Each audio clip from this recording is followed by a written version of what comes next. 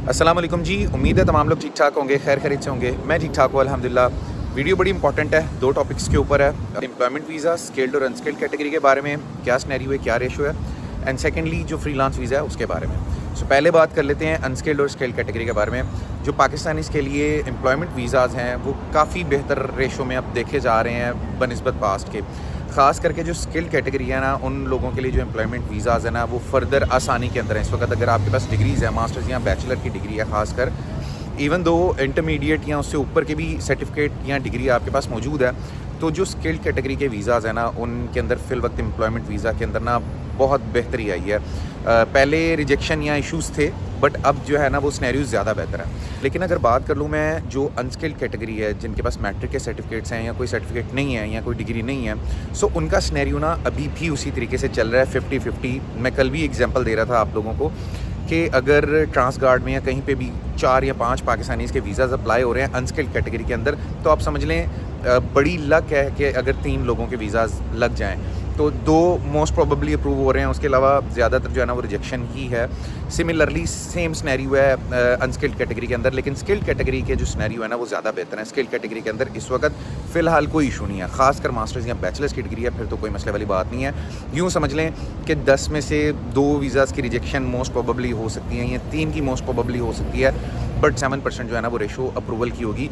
वो भी जो रिजेक्शन रेशो है ना वो इस वजह से हो सकती है कि अगर कोई डिग्री के ऊपर यूनिवर्सिटी नहीं मेंशन हुआ या जिस कंपनी में आप अप्लाई करें उनका कोटा या डेमोग्राफिक्स का कोई इशू है, तब जाकर या कंपनी छोटे स्केल की है या किसी पर्टिकुलर और रीज़न हो सकती है। बट अदर देन दैट जो स्किल्ड कैटेगरी है उसके लिए इस वक्त कोई प्रॉब्लम वाली बात नहीं है। अनस्किल्ड कैटेगरी का सिनेरियो सिमिलरली वही है। लेबर कैटेगरी के अंदर जितनी भी कैटेगरी आ जाती हैं, इलेक्ट्रीशियन, प्लम्बर, ड्राइवर, शेफ़ आ जाते हैं, जितनी भी कैटेगरी आ जाती हैं, ये मैं इसलिए नहीं बता रहा कि दैट्स अ बैड न्यूज़, इसलिए बता रहा हूँ कि अपडेट रहें सारे लोग कि तकरीबन वही सिनेरियो चल रहा है। 50-50 सिनेरियो है अनस्किल्ड कैटेगरी के अंदर।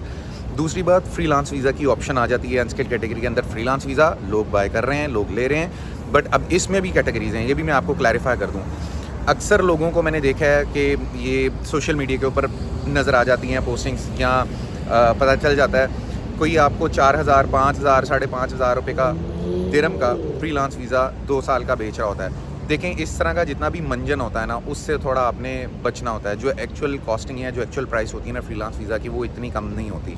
होता ये है कि कोई भी न्यू कंपनी रजिस्टर्ड की जाती है, कोई भी बंदा न्यू कंपनी रजिस्टर्ड करता है, डेफिनेटली उसको 4 या 5 वीज़ाज़ के कोटे मिलते हैं, डिपेंड ऑन कि उसकी कंपनी कौन सी है।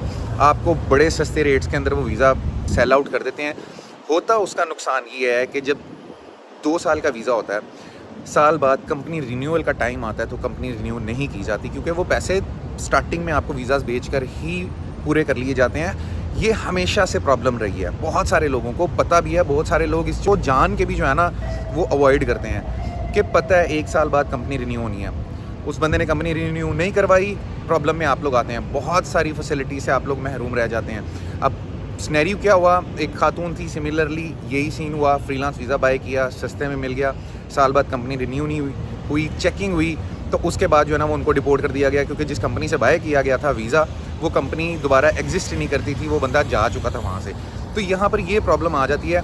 बैंकिंग सेक्टर से आप रब्ता नहीं कर सकते। फॉर एग्जांपल, आपने बैंक अकाउंट्स खुलवाने हैं, आपने जो है वो कार्ड्स लेने हैं बैंक से, या किसी किस्म का लोन लेने हैं, या किसी भी सिनेरियो में आपने अप्लाई करना है, जब आपके पास एनओसी होगी, आपने कहीं और काम करना है, चेक किया जाएगा तो आपकी कंपनी एग्जिस्ट ही नहीं करेगी, तो आपको प्रॉब्लम होगी जहाँ से आपने फ्रीलांस वीज़ा लिया होगा। सो मेक श्योर करें कि जो न्यू कंपनीज़ होती हैं या जो जब भी आप फ्रीलांस वीज़ा बाय कर रहे होते हैं, तो एक मरतबा पूछ लिया करें उस पर्टिकुलर बंदे से कि भाई किस कंपनी का वीज़ा मुझे मिल रहा है, आइदर इसका स्ट्रक्चर क्या है। ख़ुद भी थोड़ी बहुत रिसर्च कर लिया करें कि कंपनी 2 साल पुरानी है, 3 साल पुरानी है, 5 साल पुरानी है। उससे ये है कि आपको रिकॉर्ड पता चल जाता है कि हाँ जी ऑथेंटिकेटेड काम हो रहा है, आपके जो साल बाद कंपनी है वो दौड़ेगी नहीं, आपका जो वीज़ा है ना वो एक्टिव रहेगा। तो इस चीज़ को जो है ना वो मेक श्योर कर लिया करें, बड़ा इंपॉर्टेंट पॉइंट है ये। 1 साल का ना पता भी नहीं चलता, यहाँ पर टाइम कितनी स्पीड से गुजरता है, काम ही इतना ज़्यादा हो रहा होता है कि 1 साल का नहीं पता चलता कि किधर गया है। तो 1 साल बाद जब कंपनी रिन्यूअल का टाइम आएगा, कभी कोई रिसर्च नहीं करेगा। आई नो दैट कोई नहीं ढूंढेगा। आप लोगों को सिर्फ एमिरेट्स आईडी चाहिए होती है, आप लोगों को सिर्फ वीज़ा चाहिए होता है, वो मिल गया, उसके बाद 2 साल तक गए।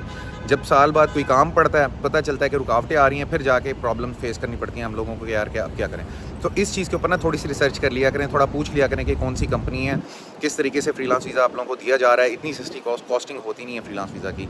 उम्मीद है कि आप लोगों को ये पॉइंट क्लियर हो गया होगा, खासकर फ्रीलांस वीज़ा वो लोग जो बाय करना चाहते हैं। वीडियो को लाइक शेयर सब्सक्राइब लाजमी कीजिएगा। अपना ख्याल रखिएगा। मिलते हैं अगली वीडियो में। अल्लाह हाफिज़।